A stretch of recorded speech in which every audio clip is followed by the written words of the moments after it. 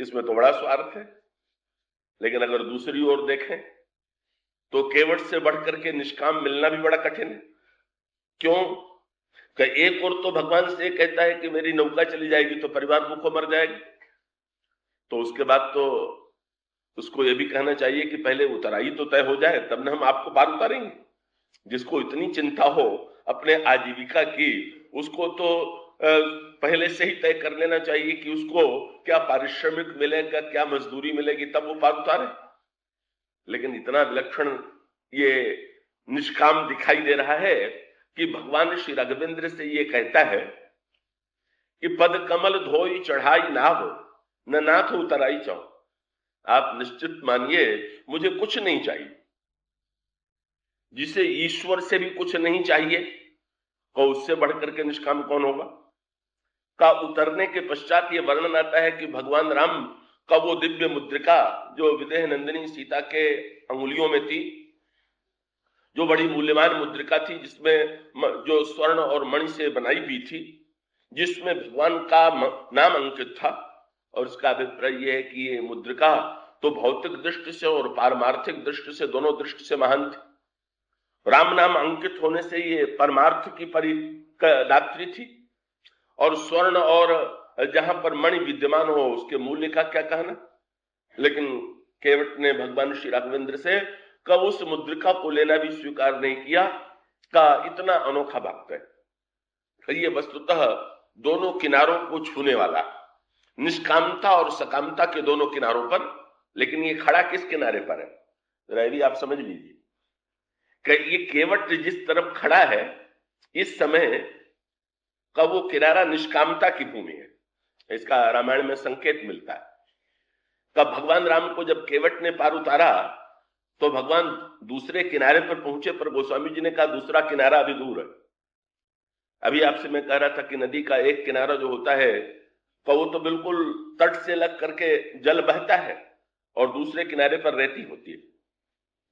तो केवट ने भगवान राम को जब पार उतारा, भगवान राम नौका से पार उतरे तो उधर क्या था, उस समझे ने लिखा उतर पार भय सुरसरी रेता।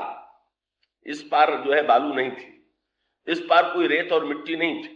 इस पार तो बिल्कुल किनारे पर केवट खड़ा था, पर उस पार जो है का बालू और मिट्टी विद्यमान है। और भगवान श्री राघवेंद्र का केवट जो है बड़ी अनोखी भूमिका। केवट खड़ा है इस समय, भगवान श्री राघवेंद्र खड़े हैं निष्कामता के किनारे पर, और उस पार जो है वो सकामता का किनारा। तो क्रम ही उलट गया। क्या? सकामता से निष्कामता की ओर कि निष्कामता से सकामता की ओर? तो भाई साधारण साधना का क्रम तो यह है कि पहले सकामता और बाद में निष्कामता। पर भक्तों ने कहा कि नहीं भाई, का हम लोगों के जीवन में तो सकामता के बाद निष्कामता आनी चाहिए। पर ईश्वर को भक्तों ने क्या बना दिया? भक्तों ने कहा कि ईश्वर निष्काम है। यही तो सबसे बड़ी समस्या है। क्या? क्यों? क्योंकि जो निष्काम होता है, जिसके अंतःकरण में कोई कामना नहीं होती, उसको प्रसन्न करना बड़ा कठिन है।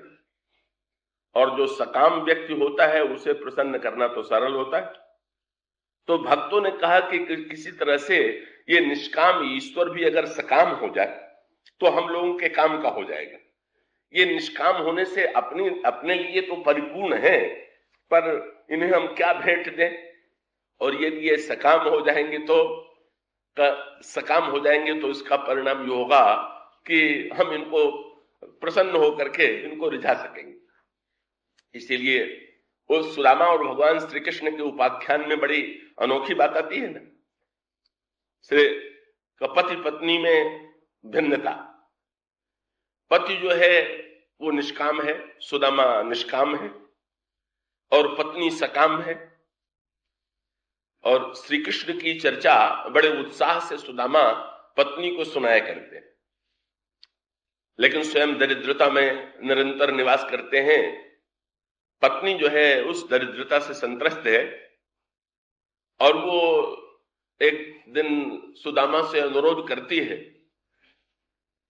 कि आप जिन मित्र की चर्चा इतनी अधिक किया करते हैं, जो द्वारिका के अधीश्वर हैं, आप उनके पास जाकर के दरिद्रता का निवारण क्यों नहीं करते? तो सुदामा का पक्ष निष्कामता का है। तो सुदामा ने कहा कि नहीं नहीं, मांगने के लिए जाना उचित नहीं, उनसे मांगना कुछ ठीक नहीं है, मेरा तो उनसे स्वाभाविक प्रेम है, परिणाम में कुछ पाने की इच्छा नहीं। पर सुदामा की पत्नी उन्हें प्रेरित करती है, और सुदामा की पत्नी ने जो बात कही उसके सामने सुदामा को हारना पड़ा, क्योंकि सुदामा की पत्नी ने यह कहा कि महाराज, आप जो है परिवार का पालन करने के लिए भिक्षा मांगते हैं, तो जब द्वार द्वार भिक्षा मांगनी ही पड़ती है तो फिर भगवान से भिक्षा मांगने में क्या संकोच है? अगर सकामता ही स्वीकार करनी है, अगर कुछ मांगना ही है, तो फिर ईश्वर से मांगने में क्या संकोच होना चाहिए? और तब सुदामा जाते हैं, पर सुदामा स्वभाव से ही निष्काम है, इसलिए जाते समय भी पत्नी से कहते हैं कि क्या मैं खाली हाथ चला जाऊं? उसका अभिप्राय क्या है? निष्काम भक्त भगवान को कुछ देने की चिंता कर रहा है, यद्यपि देगा क्या? तो सुदामा की पत्नी जो देगी, हाँ, अगर हम लोग भगवान को भी देना चाहें तो भीख में मांगे हुआ तो देंगे, अपने पास है क्या? वो केवल सुदामा की पत्नी का ही सत्य नहीं है, हमारे आपके सबके जीवन का सत्य है। जो भी कुछ करेंगे वो मांगा हुआ है, पाया हुआ है। कब वो सुदामा की पत्नी कुछ घरों से चावल एकत्र करके उसमें मांगना हो मांग लो।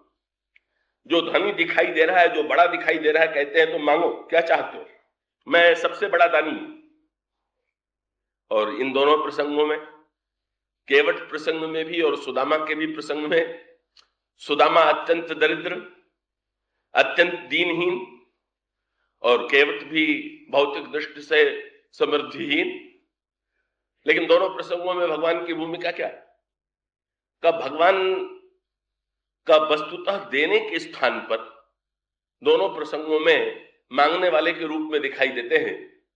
कब वो सुदामा जिससे कहते हैं कि कुछ भेंट मुझे दो तो, और सुदामा जब संकोच से नहीं दिखाना चाहते तो भगवान बगल से उनकी पोटली बलात् छीन लेते हैं, का कपड़ा फट करके चावल गिर पड़ता है, और उस गिरे हुए चावल को भी, ये दैन्य की पोटली थी जिसमें विश्वास की गांठ लगी हुई थी, का ये जो साधना थी सुदामा की, का जो उनकी पत्नी के द्वारा भेजा गया था भगवान का, उस का चावल को खाते हैं, भगवान सकाम से निष्काम से सकाम बन गए। इतने भूखे हैं, अगर ईश्वर भूखा नहीं रहेगा तो उसे हम खिलावेंगे क्या?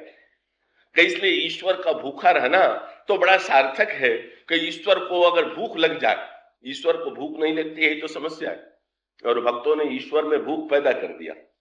कौशल्याम्बा के सामने भी भगवान राम भूखे हो गए, चितई मां तो लागी अति भूखा, बड़ी भूख लगी हुई है। भक्त प्रसन्न होते हैं।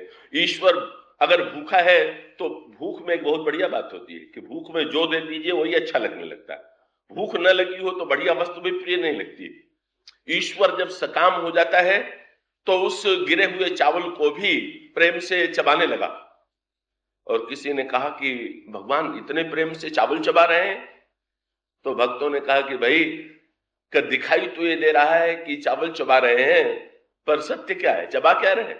बोले चाउर नहीं चाबो, चाबो दारिद्र सुदामा को। वो तो सुदामा की दरिद्रता को चबा रहे थे, चावल तो दिखाई केवल दे रहा था, और इस प्रकार से उनकी दरिद्रता समाप्त हो जाती है, दैन्य समाप्त हो जाता है। और ये भी संकेत दिया जाता है कि भगवान लौटते समय का कुछ भी नहीं देते हैं सुदामा को। इसका अभिप्राय क्या? भगवान कहते हैं कि नहीं मित्र, तुम्हारी निष्कामता की महिमा, तुम तो निष्कामता के कारण न मांगना पड़े मेरे पास आने नहीं चाहते, तो मैं तुम्हें सकाम बना के नहीं लौटाना चाहता। मैं तुम्हारे निष्कामता को आज भी महत्व देता हूं। तुम भाई निष्काम ही बन करके लौटो, अब तो सकाम मैं हो गया हूं, मैं सकाम हूं और तुम निष्काम।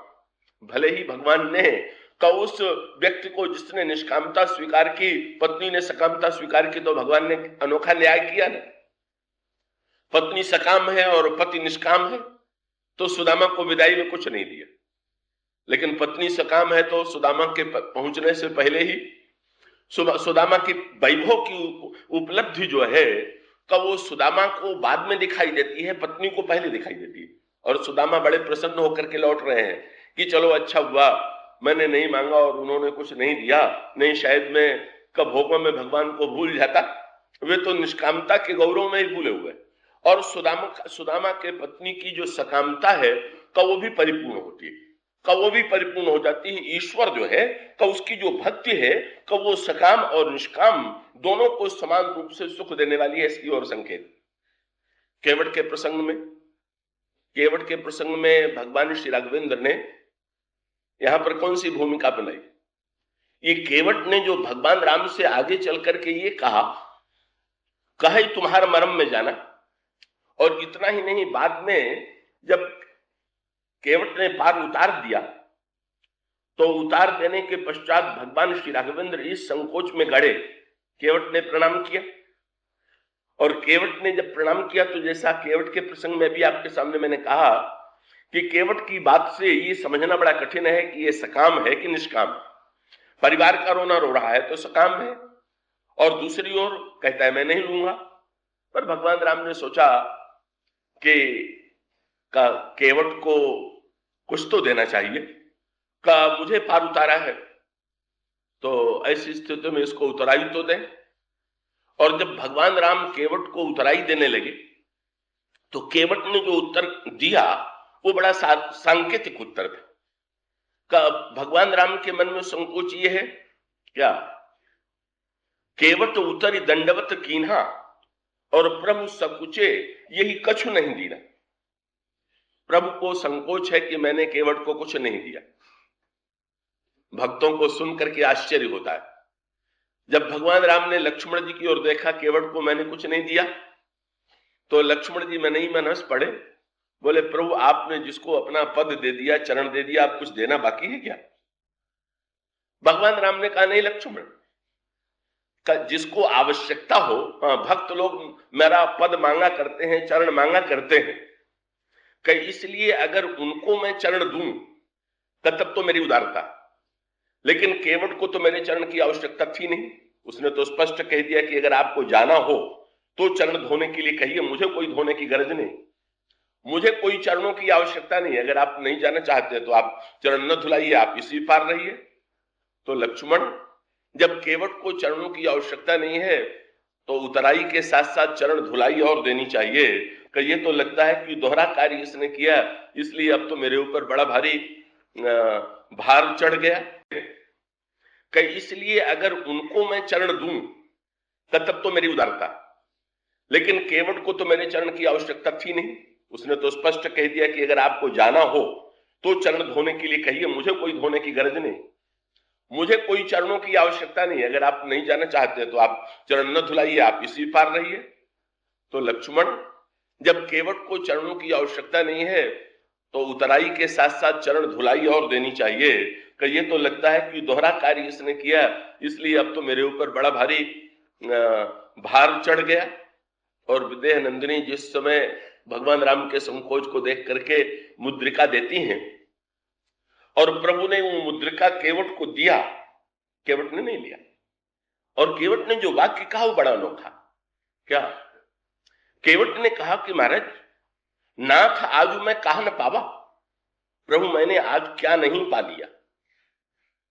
भगवान आश्चर्यचकित होकर के कहते हैं, मैं जो दे रहा हूं उसे तुम ले नहीं रहे हो, और तुम का ये शब्द कहते हो कि मैंने क्या नहीं पा लिया।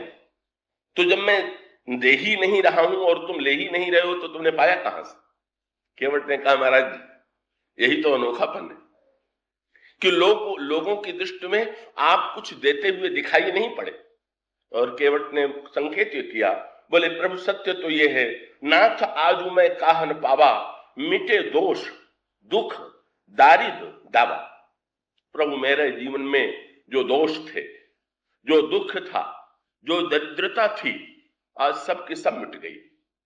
प्रभु ने पूछा कैसे मिट गई? केवट ने कहा प्रभु, संसार में मांगने पर लोग देते हैं, लेकिन देने वालों के मन में गर्व होता है और लेने वाले को सर्वदा छोटा मानते हैं।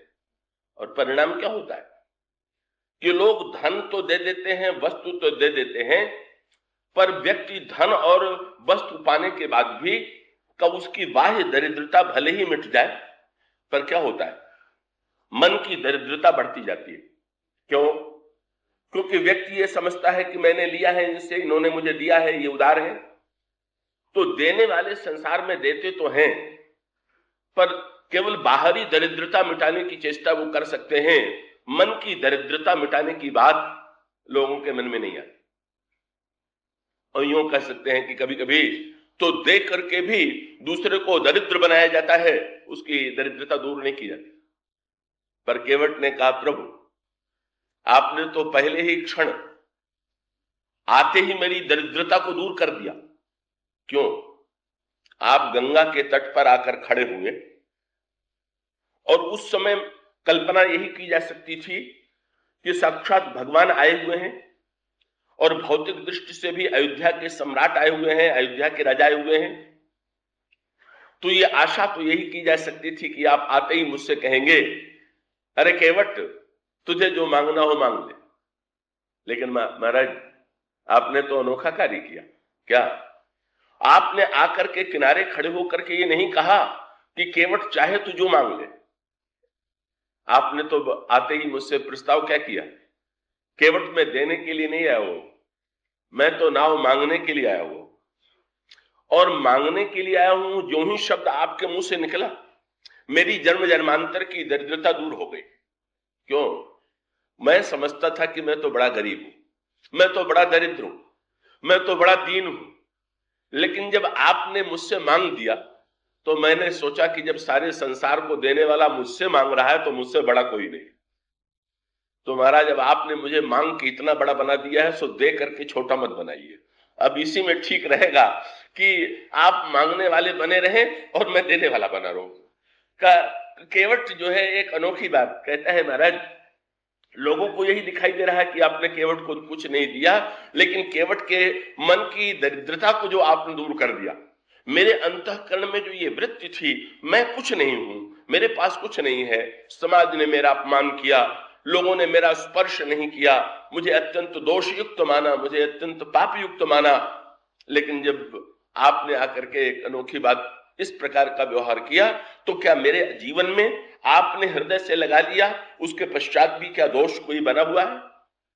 का आपने यहां पर गोस्वामी जी ने एक और संकेत किया है कि भगवान राम जिस समय गंगा के किनारे आकर खड़े हुए, कुछ उदास थे। लीला में इस प्रकार कई वहां पर बालक बना थे, और उस उदास होने का कारण क्या? क्योंकि जब रात्रि के विश्राम के बाद सुमंत जी ने भगवान राम से ये कहा कि पिताजी ने तो ये आदेश दिया है कि आपको रथ पर बैठा करके मैं 4 दिन वन में घुमाऊं और 4 दिन में लौटा ले आऊं। भगवान श्री राघवेंद्र ने बड़े प्रेम से सुमंत जी की इस प्रार्थना को अस्वीकार कर दिया और ये कहा कि मंत्री ही राम उठाई प्रबोधा, तात धर्म मत तुम सब शोधा। प्रधानमंत्री जी आप तो धर्म का रहस्य जानते हैं। सुमंत जी ने तर्क किया। सुमंत जी ने कहा, महाराज मैं धर्म की दृष्टि से ही तो आपसे लौटने के लिए कह रहा हूं। क्या आप पिताजी की आज्ञा का पालन करने के लिए ही तो बन जा रहे थे?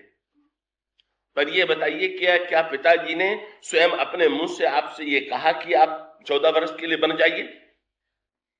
प्रभु ने कहा, नहीं कहा उन्होंने, पर कैकेयी अम्बा ने कहा और उनके समक्ष कहा। तो कैकेयी अम्बा ने जो बात कही, कहो तो पिताजी का आदेश था, वो चाहे स्वयं दे चाहे कैकेयी अम्बा के माध्यम से मुझे मिला हो, इसलिए मैं पिताजी के आदेश का पालन करने के लिए बन जा रहा हूं। सुमंत जी ने कहा कि महाराज वो आज्ञा पिताजी ने स्वयं नहीं दी थी, कैकेयी के मुंह से आपको आज्ञा सुनने को मिली थी, और ये आज्ञा पिताजी ने मुझे स्वयं दी।